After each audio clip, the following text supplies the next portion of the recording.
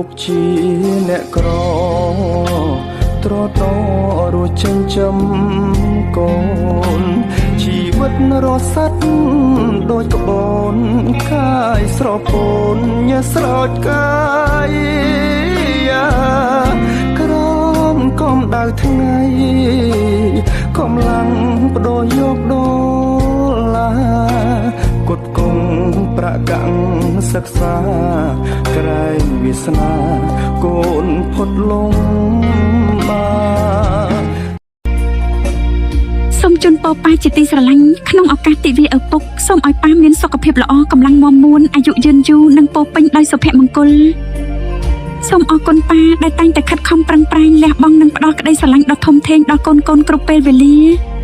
ប៉ាគឺជាវីរបុរសក្នុងចិត្តកូនជានិច្ចរីករាយទិវាឪពុក